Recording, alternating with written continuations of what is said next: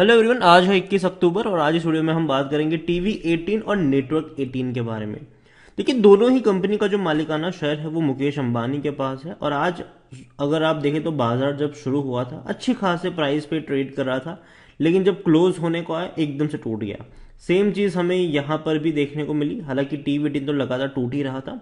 Video में discuss करेंगे दोनों ही कंपनियों के बारे में कि खरीदारी के मौके बन भी रहे हैं कि नहीं, खरीदारी करी हो तो क्या करना चाहिए। वीडियो को शुरू करो उससे पहले अगर आपने अभी तक चैनल को सब्सक्राइब नहीं किया है तो प्लीज़ अभी इसे सब्सक्राइब कर लीजिए, क्योंकि आगे भी बहुत सारे वीडियोस हैं जो आपको काफ़ी ज़्यादा हेल्प करेंगे। तो शुरुआत करते हैं टीवी 18 के साथ। और देखो, इसके बारे में बात करना इसलिए बनता है क्योंकि रिजल्ट्स इनके हाल फिलहाल में आए थे और अच्छे नहीं थे, काफ़ी ख़राब थे। एक महीने में देखो तो 12 से 13% की गिरावट है, लगातार टूट रहा है। ये 40 रुपए का शेयर 35 का हो गया। एक साल में अगर आप देखोगे तो कहां से टूट कर 80 रुपए से टूट कर नीचे आया है ये, और 35 रुपए तक गया। इससे पहले भी अगर आप देखो तो 35 तक गया था ये, लेकिन वहां से बाउंस बैक कर गया वापस, अब ये टूटकर वहीं 35 रुपए पर आया हुआ है। 5 साल में अगर आप देखोगे तो 5 साल में कोविड के वक्त ये टूटा था, 14 रुपए 13 रुपए के करीब गया था, वहां से बेहतरीन तेजी देखने को मिली थी। उसके बाद अब लगातार गिरावट वाला माहौल यहां पर जरूर बन रहा है। देखो, 30 से 35 का रेंज मुझे पसंद आता है टीवी 18 में, ये मेरा पर्सनल ऑब्जर्वेशन है। क्योंकि अगर हम देखें तो पहले जब तेजी बनी थी और उसके बाद जो लंबा समय इसने कंसोलिडेट किया था 2021 में 2021 में, तो वो जो सपोर्ट नजर आया था वो 30 रुपए के नीचे भी था, मतलब 28 रुपए के आसपास भी था और 35 रुपए के आसपास भी था यहाँ पर। तो 30 से 35 का रेंज मुझे लगता है कि हाँ अट्रैक्टिव हो सकता है। लेकिन दिक्कत यहाँ पर इनके लिए क्या हो गई पता है? दिक्कत हुई इनके रिजल्ट्स काफी खराब आए। इनका जो प्रॉफिट हुआ वो मुश्किल से 5 करोड़ 70 लाख का हुआ। रेवेन्यू हालांकि अच्छे थे, 1475 करोड़ के रेवेन्यू थे, जो पिछले क्वार्टर के 1265 करोड़ से तो अच्छे ही थे।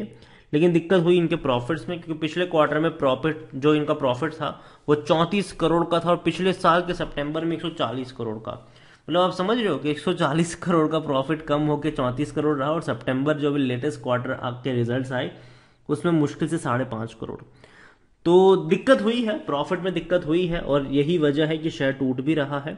60% की होल्डिंग प्रमोटर के पास है, 10.25 एफआईज 1.63 म्यूचुअल फंड के पास है। प्रमोटर का एक भी शेयर गिरवी नहीं है।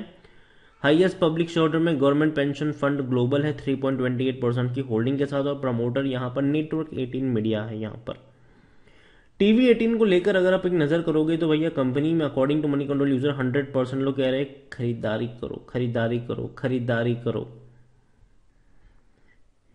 इसके अलावा देखो, मैं मानता हूं कि जो तेजी आने की वजह भी है नेटवर्क 18 और टीवी 18 में, वो ये है कि बहुत जल्दी फीफा वर्ल्ड कप भी आने वाला है।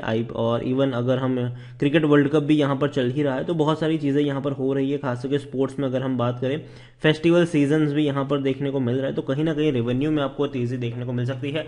और बाद में इलेक्शंस भी आने वाले हैं, लोकसभा इलेक्शन भी है, और मैंने पहले भी कहा था कि इलेक्शन का बहुत बड़ा इम्पैक्ट जो है वो जनरली मीडिया हाउसेस पर पड़ता है, क्योंकि कहीं ना कहीं बहुत बड़ा पैसा एडवर्टीजमेंट के थ्रू इनके पास आता है इलेक्शन के दौरान।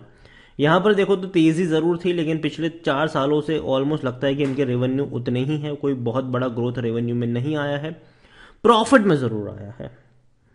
देखिए, बेहतरीन तरीके से प्रॉफिट इंक्रीज हुआ तो 60 करोड़ का जो लॉस था वो 175 करोड़ के प्रॉफिट में तब्दील हुआ, फिर 375 करोड़, फिर 685 करोड़, फिर 872 करोड़। अभी पिछले 2 क्वार्टर में इनका जो प्रॉफिट है वो मुश्किल 45 करोड़ से भी कम है। 40 से 45 करोड़ का प्रॉफिट हुआ है सिर्फ 2 क्वार्टर में, जो कि बहुत कम है इनके लिए।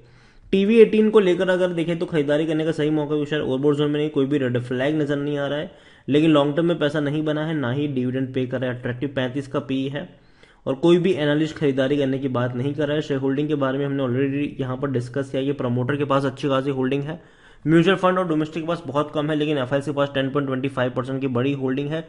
रिटेल्स और अदर्स की मिलाकर 27.63% की होल्डिंग है, उसमें से भी रिटेल इन्वेस्टर के पास 15.16% की होल्डिंग है।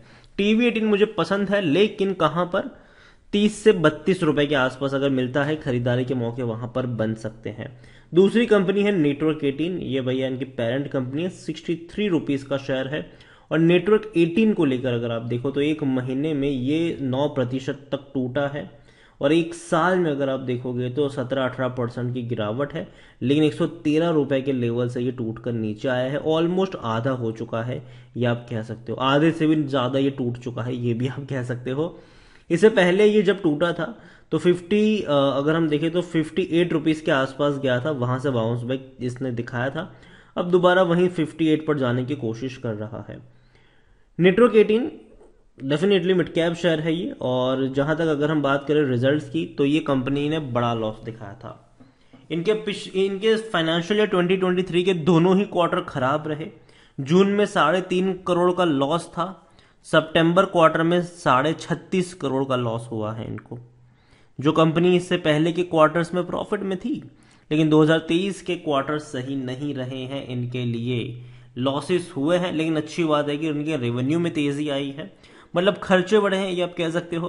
1550 करोड़ के रेवेन्यू है, जो पिछले क्वार्टर में 1340 करोड़ थे, पिछले साल भी 1385 करोड़ के देखने को मिल रहे थे।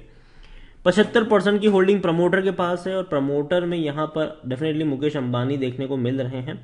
5.15% की होल्डिंग एफआईएस के पास है, 0.59% म्यूचुअल फंड के पास है। प्रमोटर का एक भी शेयर गिरवी नहीं है। नेटवर्क 18 के बारे में अगर हम देखें, तो नेटवर्क 18 में इनके भी रेवेन्यू आप देखो तो बिल्कुल टीवी 18 की तरह ही नजर आते हैं, ऑलमोस्ट टिक हो चुके हैं एक लेवल पर, कोई डिसाइसिव ग्रोथ नहीं है। जहां तक बात करें प्रॉफिट की, तो प्रॉफिट में बेहतरीन ग्रोथ था, यहां पर 104 करोड़, 170 करोड़, 811 करोड़। लेकिन इसी साल फाइनेंशियल ईयर 2023 के दोनों ही क्वार्टर खराब रहे। पहले क्वार्टर में 3 करोड़ 30 लाख का नुकसान हुआ, दूसरे क्वार्टर में 36 करोड़ 50 लाख का नुकसान हुआ। मतलब कि देखा जाए तो कुल मिलाकर 40 करोड़ का लॉस हुआ है 2023 के पहले 2 क्वार्टर्स में मिलाकर देखा जाए तो, जो कि अच्छा साइन तो नहीं ही है।